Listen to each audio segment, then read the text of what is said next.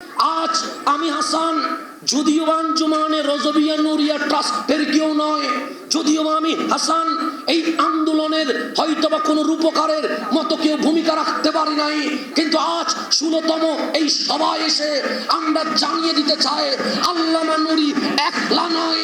এই আন্দোলনে আল্লামা নূরীর হাত শক্ত করার জন্য আমরা মাঠে নামতে রাজি আছি।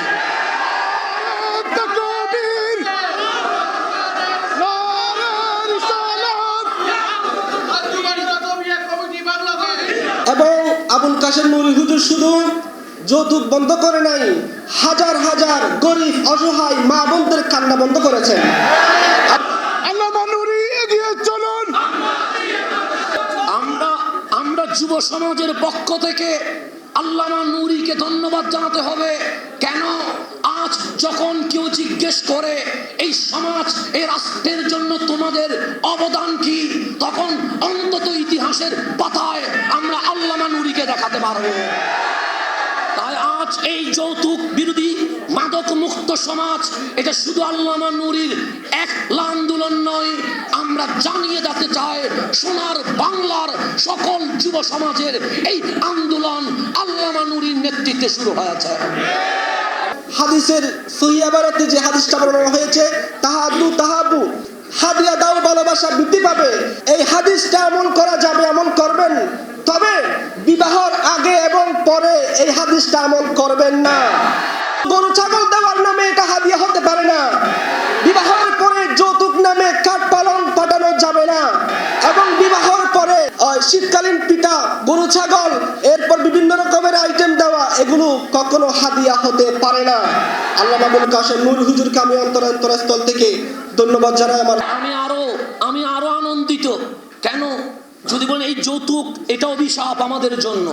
বিশেষ করে আমরা যে আউলিয়া ইকরামের শহর চট্টগ্রাম বলি, চট্টগ্রামের ঘরে ঘরে যৌতুক প্রথা নাই, এটা আপনি অস্বীকার করার কোনো সুযোগ নাই। এবং এই প্রথার ভেতরে যখন মেয়ে জন্ম দেওয়া, আমার রসুল জান্নাতের সার্টিফিকেট দিয়েছে, সেখানে আমার বাংলার বাপ মেয়ে জন্ম দেওয়া অভিশাপ মনে করছে, কারণ এই সামাজিকতার কারণে।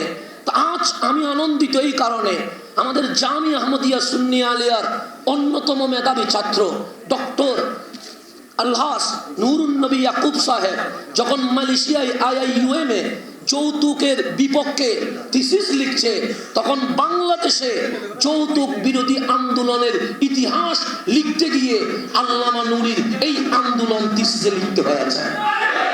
আমরা আজ ওনার ইতিহাস, আজকে যে কথা হচ্ছে 21শে পদক, আর 21শে পদকের আগে যেই থিসিস যেটা বিশ্বের দলিল হিসেবে থাকবে, এভিডেন্স হিসেবে থাকবে, হয়তোবা 21শে পদক যদি পায় এটা বাংলাদেশে সীমাবদ্ধ থাকবে, 5-10 বছর পর মুছে যাবে। কিন্তু আপনি যে 21শে পদকের কথা বলছেন, আমি তো বলি আল্লামা নূরীর এই আন্দোলন ওয়ার্ল্ডের মধ্যে PhD থিসিসে স্থান পেয়ে গেছে। সুতরাং এটার চেয়ে আবার বড় আনন্দ আর কি হতে পারে? তো সেটাই আমি আপনাদের মাঝে ছোট ছেলে হিসেবে আমি এইটুকুই বলতে চাই যে এই আন্দোলন শুধু আঞ্জুমানে রজবিয়া নুরিয়া ট্রাস্টের নয়, এই আন্দোলন কিছু শুধু যুব সমাজের নয়, এই আন্দোলন আমাদের সকলের। সেই জন্য আল্লামা নূরীকে আমরা ধন্যবাদ দেই। আহলে সুন্নাত ওয়াল জামাতের পক্ষ থেকে যখন কেউ বলে আপনারা কি করেছেন, তখন আমরা ওনাদেরকে দেখিয়ে দিতে পারি। তা আমরা দেখি শুধু একমাত্র যৌতুক নয়, প্রতিষ্ঠান করা। আমি তো এটাই বুঝি, ওনার যে আমরা পড়েছি সেই ছেলে কবে হবে যিনি কথাই নয় কাজে বড় হবে, আমি সেই কবিতার বাস্তব রূপ আল্লামা নূরীর কাছে খুঁজে পেয়েছি। একজন বক্তা হয়ে তিনি প্রতিষ্ঠান দিয়েছেন, একজন বক্তা হয়ে তিনি আন্দোলন করেছেন। ওনার 6 তলা বিল্ডিং এ উঠতে গিয়ে আমাদের পা ব্যথা করে, তখন জিজ্ঞেস করি এই বয়সে এত দূর উঠেন কেমনে?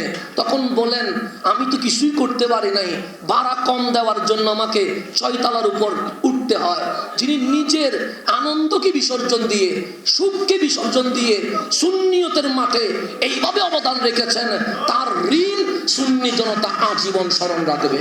আসসালামু আলাইকুম ওয়া রাহমাতুল্লাহ।